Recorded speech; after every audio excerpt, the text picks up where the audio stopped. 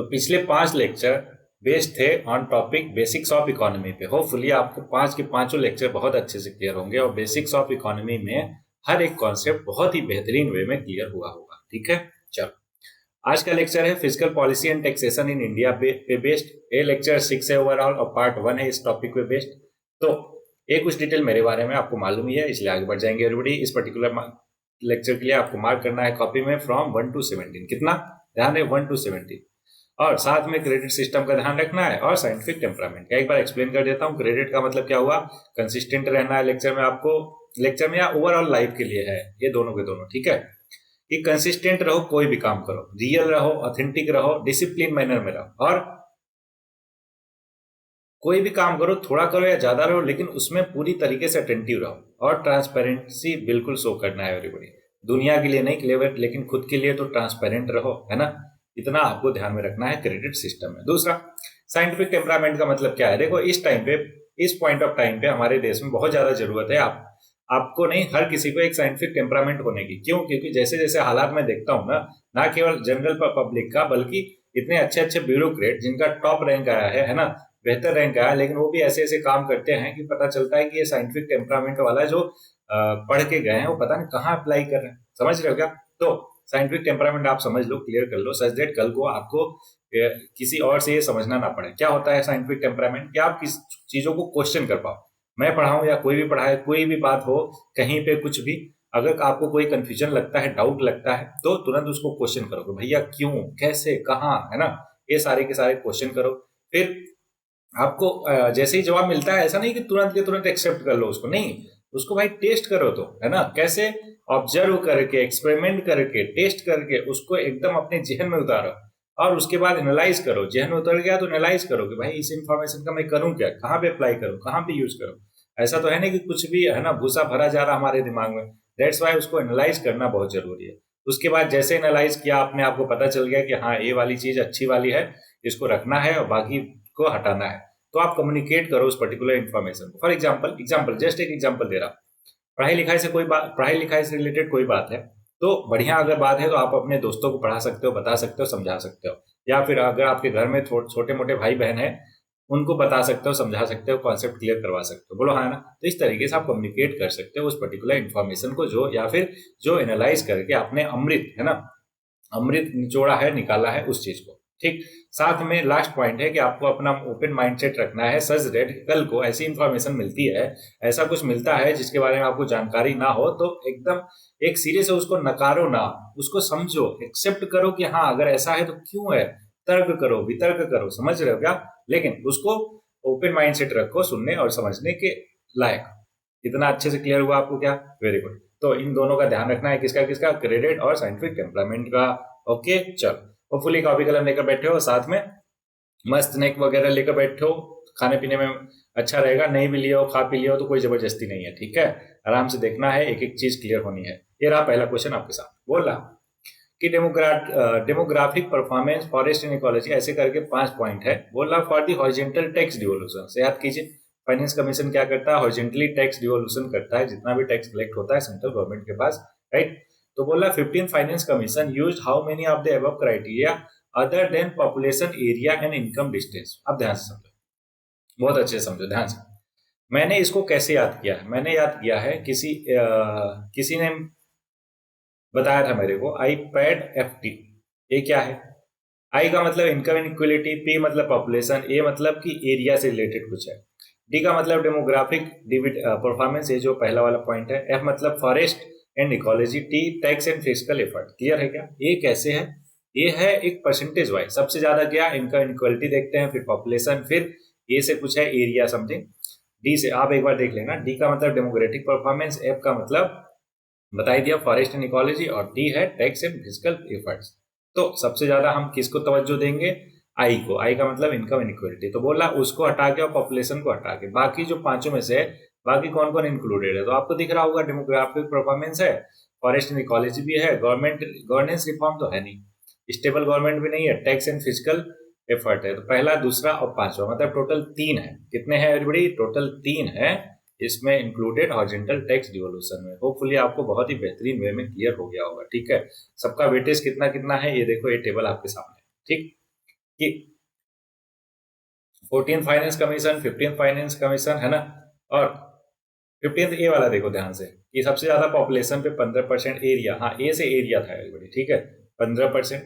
फिर forest cover, forest and ecology पे 10, income distance मैंने बताया स्टार्टिंग में सबसे ज्यादा 45%, टैक्स एंड फिजिकल एफर्ट कितना 2.5%, डेमोग्राफिक परफॉर्मेंस 12.5%। क्लियर है क्या? होपफुली आपको अच्छे से क्लियर, बस ये आप रखो ध्यान क्या, आईपैड एफटी जिस तरीके से मैंने किया है सच दैट आपको एक ऑर्डर भी पता रहे कि कैसे वेटेज है और साथ में ऐसे टाइप के क्वेश्चन कर भी पाओ। ओके चलो आगे बढ़ते हैं। नेक्स्ट क्वेश्चन रहा आपके सामने, दूसरा क्वेश्चन बोला which one of the following situation best reflect indirect transfer. देखो एक होता है डायरेक्ट ट्रांसफर, एक होता है indirect transfer, often talked about in media recently with reference to India. तो इनडायरेक्ट ट्रांसफर जो होता है वो होता है जब एक फॉरेन कंपनी ट्रांसफर करती है शेयर्स और सच share derive their substantial value from asset located India. समझो ध्यान से, कोई फॉरेन कंपनी है जो कि इंडिया में है ना, अब इंडिया से जो शेयर और सच शेयर से जो मनी डिराइव हुआ उसको क्या कर रही है दूसरी जगह अपने जहां पे वो कंपनी रजिस्टर्ड है वहां पे भेज रही है, ना कि इंडिया को उस पे बेस्ड टैक्स दे रही है। तो इसको हम क्या बोलते हैं, इनडायरेक्ट ट्रांसफर बोलते हैं। क्लियर हुआ क्या? तो ऑप्शन डी जो है करेक्ट आंसर हो जाएगा इस पर्टिकुलर क्वेश्चन के लिए। देख सकते हैं indirect transfer refer to situation where when foreign entities own shares और asset in India, the shares of such foreign entities are transferred instead of a direct transfer of the underlying asset in India. The amendment made in the ITA in 2012 clarify that if a company is registered or incorporated outside India, its share will be deemed to be or have always been situated in India if they derive their value substantially from the asset located in India. समझ आएगा आपको? Good. As a result, the person who sold such shares of foreign company before the जो भी है समझो, जो मैंने ऊपर समझाया आपको ना वही है मेन चीज। ठीक, ध्यान में रहेगा सब। ये एक ग्राफ है कि क्या बताने के लिए डायरेक्ट ट्रांसफर क्या होता है, इनडायरेक्ट ट्रांसफर क्या होता है। देखो डायरेक्ट ट्रांसफर में बस सेलर और बायर इन्वॉल्व होता है, डायरेक्टली ट्रांसफर कर देता है। लेकिन इनडायरेक्ट ट्रांसफर में सेलर है ना और बायर के साथ साथ एक थर्ड पार्टी आ जाती है जो जहां की कंपनी होती है।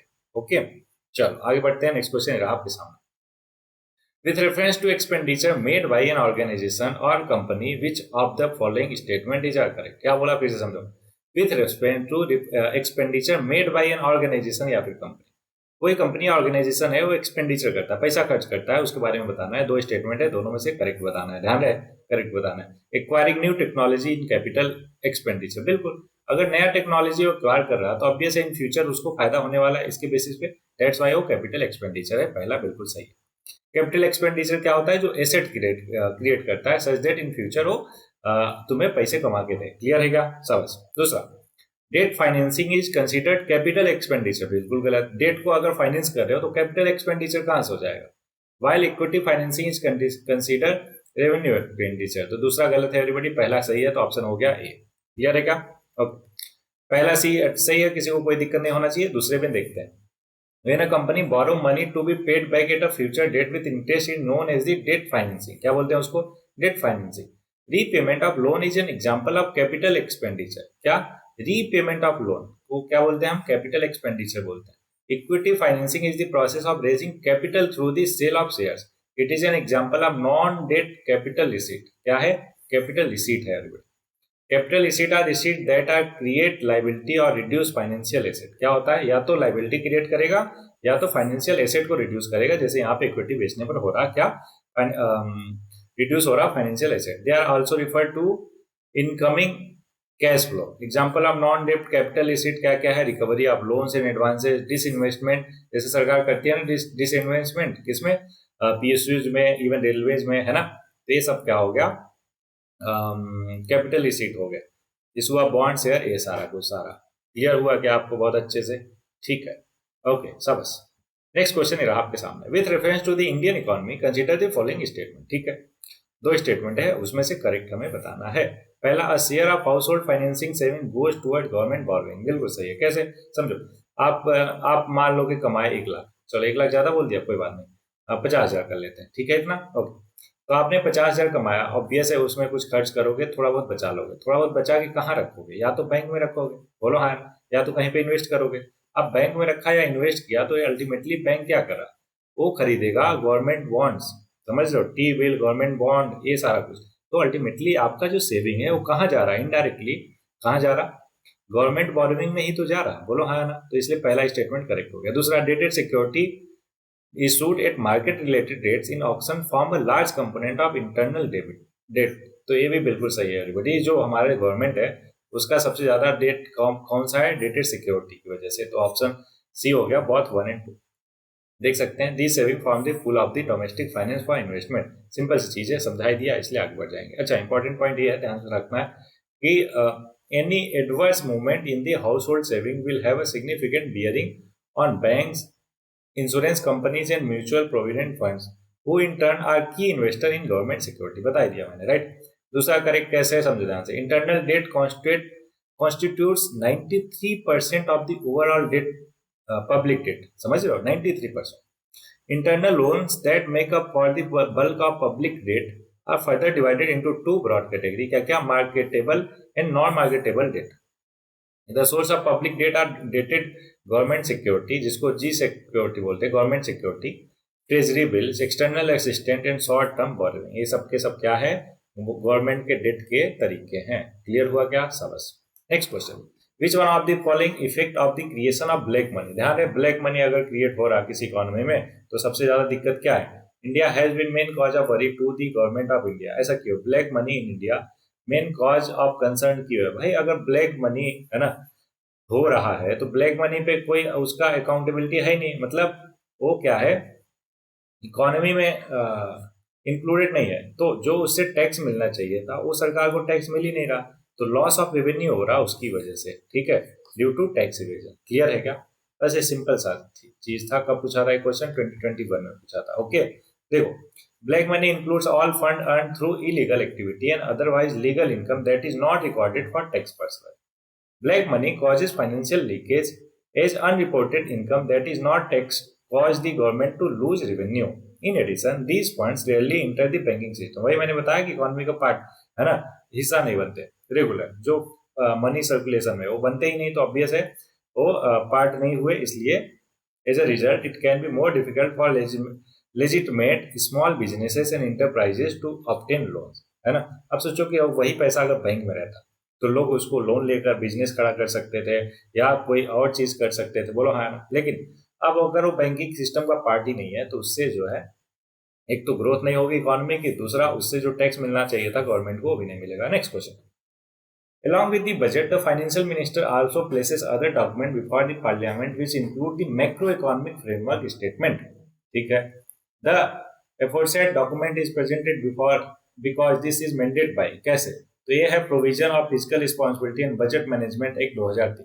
ये बजट में क्या कहा गया कि आप बजट के साथ साथ दो और डॉक्यूमेंट रखोगे जिनका नाम होगा मैक्रो इकोनॉमिक फ्रेमवर्क स्टेटमेंट, और एक और डॉक्यूमेंट था। क्या आप बता सकते हो क्या कमेंट में क्या नाम था तीसरे डॉक्यूमेंट का।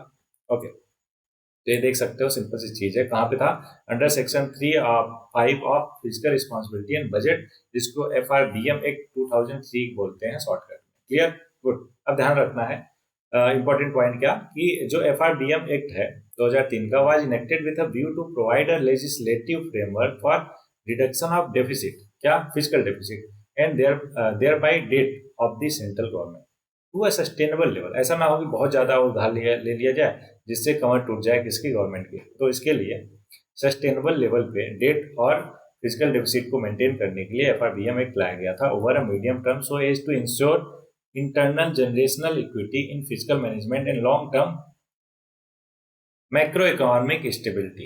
The Fiscal Responsibility and Budget Management Act 2003 and the Fiscal Responsibility and Budget Management Rule 2004 made under Section 8 of the Act have come into force with effect from कब से, 5 जुलाई 2004 से इफेक्ट में आया। ये दोनों के दोनों क्लियर है क्या, सबस। Next question, if another global financial crisis happen in near future. अच्छा ठीक है, which of the following action policies are most likely to give some immunity to India. ध्यान रहे, इम्यूनिटी देगा इंडिया को, ठीक है, not depending on the short term foreign borrowing. बिल्कुल सही बात है, क्यों, क्योंकि पता चला कि कोई ग्लोबल फाइनेंशियल क्राइसिस हो गया और जो शॉर्ट टर्म फॉरेन लोग हैं वो अपना पैसा निकाल के भाग रहे हैं, तो यहाँ पे अनस्टेबिलिटी हो जाएगा, मतलब बहुत दिक्कत आ जाएगी इंडिया को, जो कि नहीं, इम्यूनिटी देने के लिए ही हम बात करें। पहला तो बिल्कुल सही है। पहला तो होगा, तो ऑप्शन सी तो नहीं हो सकता। अगला देखो, opening up to more foreign bank, ये तो बिल्कुल गलत है। क्यों? क्योंकि ज्यादा बैंक खोलोगे, बैंक में पैसा जमा रहेगा, है ना, और कल को फॉरेन में कोई दिक्कत परेशानी आ गई, वो लोग तो भाग जाएंगे, और भागेंगे तो यहाँ पे अनस्टेबिलिटी बढ़ जाएगी, ना कि स्टेबिलिटी बढ़ेगी, इसलिए दूसरा नहीं हो सकता। तो दूसरा नहीं हो सकता, दूसरा नहीं हो सकता। आ गया हमारा आंसर क्या, सॉरी, हाँ पहला, केवल पहला करेक्ट आंसर हो गया। क्यों? क्योंकि तीसरा भी देख लेते हैं, maintaining full capital account convertible, ये तो बहुत ज्यादा वेग स्टेटमेंट है। बताओ, फुल कैपिटल अकाउंट मतलब कि जितना पैसा चाहो उतना एक्सचेंज कर सकते हो, मतलब डॉलर को रुपया में, रुपया को डॉलर में कन्वर्ट करो, ये तो और ज्यादा अनस्टेबिलिटी प्रोवाइड करेगा एवरीबॉडी, है ना, इसलिए तीसरा नहीं हो सकता, दूसरा नहीं हो सकता, करेक्ट आंसर हो गया पहला।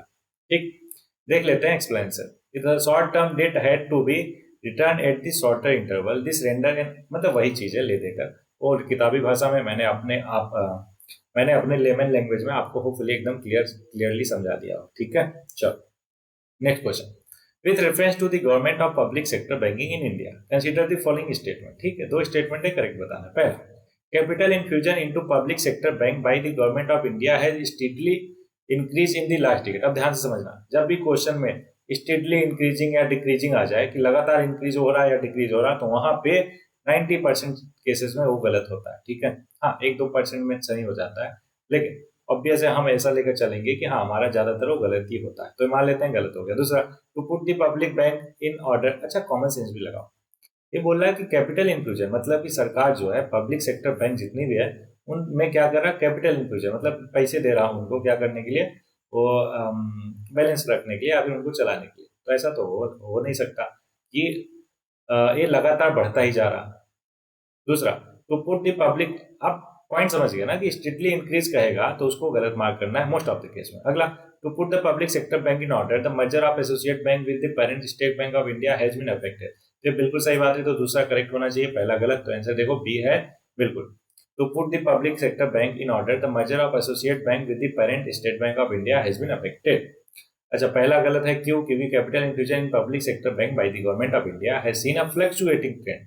कैसा फ्लक्चुएटिंग? मतलब बढ़ घट रहा, ऐसा नहीं कि केवल बढ़ ही रहा। ओके, होपफुली आपको बहुत अच्छे से clear. Next question, if a commodity is provided free to the public by the government, then, अब ये चारों में अपॉर्चुनिटी कॉस्ट दिख रहा है। अब ध्यान समझो, अपॉर्चुनिटी कॉस्ट क्या होता है, याद कीजिए, मैंने बताया था, मान लो आपके पास है 100 रुपए, ठीक है, तो 100 रुपए आप या तो ट्यूशन फीस दे दो, मतलब कोई कोर्स खरीद लो 100 रुपए का, या तो पिज्जा खा लो। तो आपने क्या किया, कोर्स खरीद लिया, तो अपॉर्चुनिटी कॉस्ट क्या हुआ, वो पिज्जा आप खा नहीं पाए। तो अपॉर्चुनिटी कॉस्ट जो है, सेकेंड मोस्ट अल्टरनेटिव जो ऑप्शन अवेलेबल है आपको, वो होता है अपॉर्चुनिटी कॉस्ट। तो सोचो, अगर गवर्नमेंट वो कोई कमोडिटी पब्लिक को दे दे फ्री ऑफ कॉस्ट, तो क्या होगा, अपॉर्चुनिटी कॉस्ट जीरो होगा? अरे नहीं भाई, क्यों? क्योंकि कोई ना कोई तो बेस्ट अल्टरनेटिव यूज तो उसका रहा ही होगा। अपॉर्चुनिटी कॉस्ट को इग्नोर कर दिया? बिल्कुल नहीं। Opportunity cost is transfer from the consumer of the product to the tax paying public. बिल्कुल सही है एवरीबॉडी। क्या किया? Consumer of the product to the tax paying public, हो उसका जो पैसा जितने का कमोडिटी था वो किस पे ट्रांसफर हो गया, टैक्स पेइंग पब्लिक पे ट्रांसफर हो गया। तो करेक्ट ऑप्शन सी हो गया एवरीबॉडी। देख सकते हो कि opportunity cost is the foregone benefit that would have been derived by an option not chosen। Clear है क्या? एग्जाम्पल के तौर पे अगर आपने डिसाइड किया 2 आवर, बता ही दिया, studying on Friday night, the opportunity cost is that you can't have those 2 hours for leisure. Clear है क्या?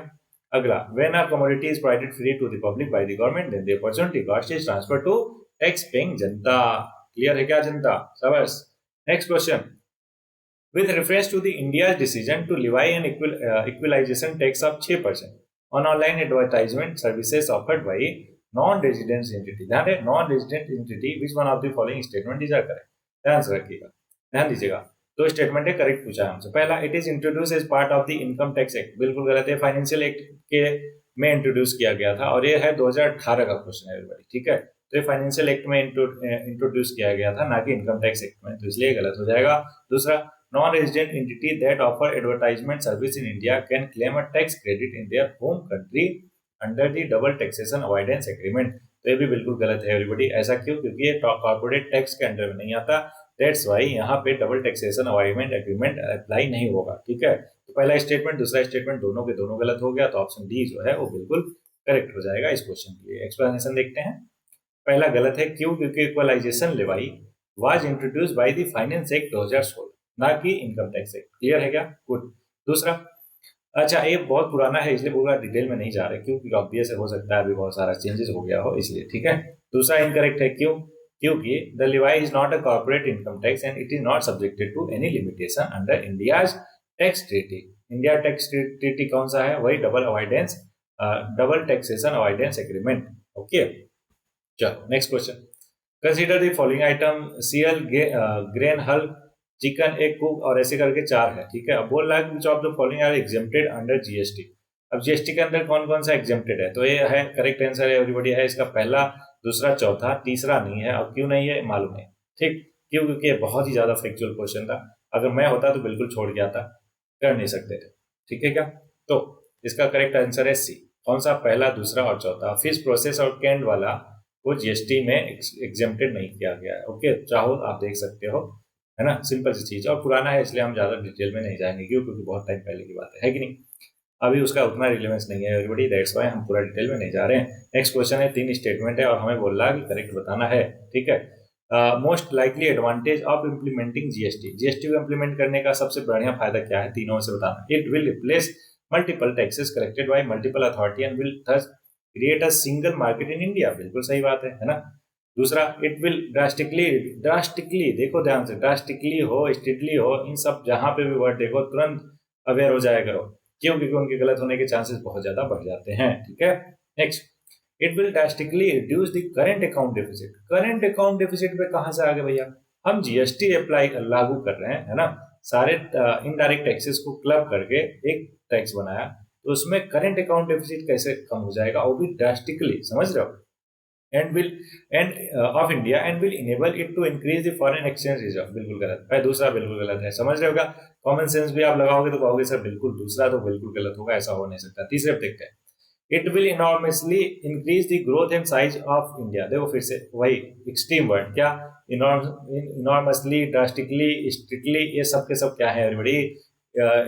इस एक्सट्रीम वर्ड है, ठीक है।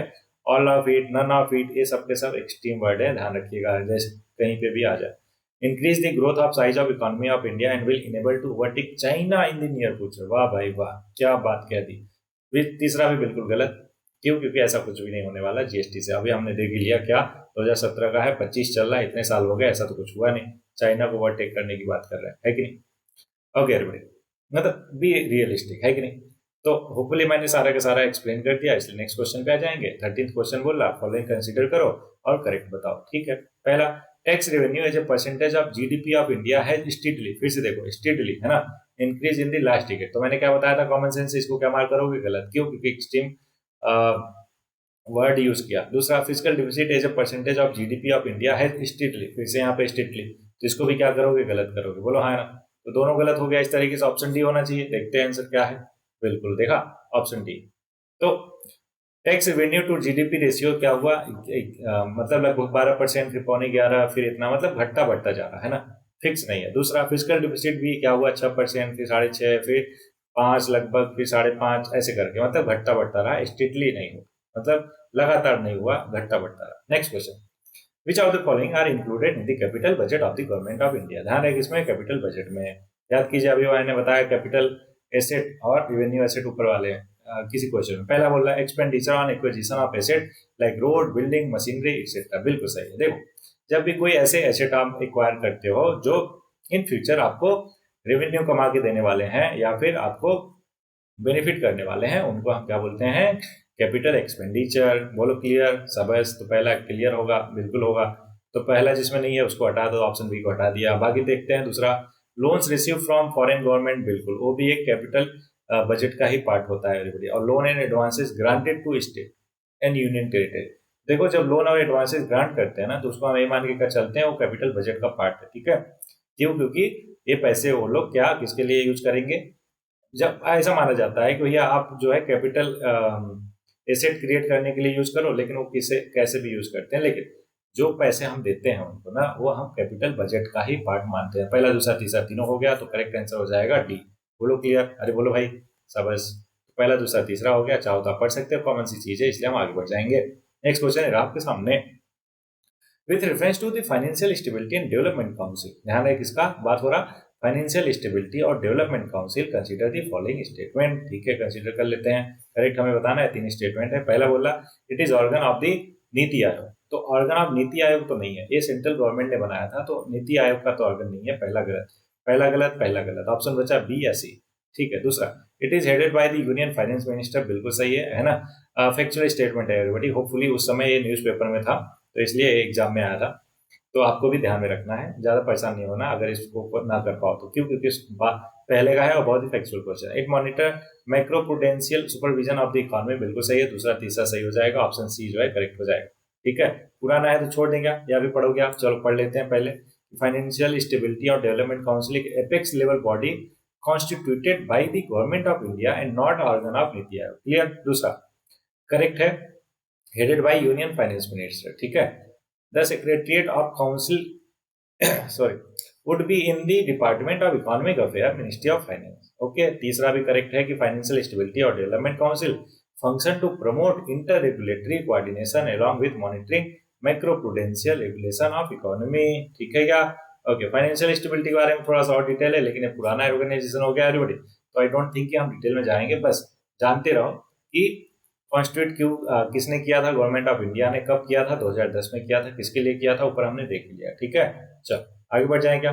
ओके, चाहो तो आप ये रोक के थोड़ा सा पढ़ सकते हो, लेकिन आई डोंट थिंक कि उतना इंपॉर्टेंट है, दैट्स व्हाई हम आगे बढ़ गए। यार नेक्स्ट क्वेश्चन आपके सामने, with reference to the 14th finance commission, है ना, which of the following statement are correct. तो स्टेटमेंट है 14th फाइनेंस कमीशन का है, वो भी उतना रिलेवेंस नहीं है, फिर भी हम कर लेते हैं। क्यों? क्योंकि PYQ कर रहे हैं तो कर ही लेते हैं। It has increase the share of state in the central divisible pool from 32 to 42%, बिल्कुल सही जवाब है। It has made recommendation concerning sector specific grant, तो ऐसा तो कुछ दिख नहीं रहा। पहला ही ऑप्शन करेक्ट होगा एवरीबॉडी, आई थिंक। हाँ, पहला ही करेक्ट है। दूसरा गलत है कि unlike the 13th finance commission, 14th finance commission has not made any sector specific grant. बोलो क्लियर? गुड। 17th क्वेश्चन, अच्छा नहीं कर पाए तो कोई टेंशन नहीं, क्योंकि इतना पुराना था, इतना किसी को याद नहीं रहता। अभी 25 चल रहा है, उस पर फोकस करो। ठीक है क्या? कैसे टाइप के क्वेश्चन भी आ सकते हैं, ये हमारा टेक अवे है इस पर्टिकुलर क्वेश्चन से। Okay good. ये रहा नेक्स्ट क्वेश्चन आपके लिए।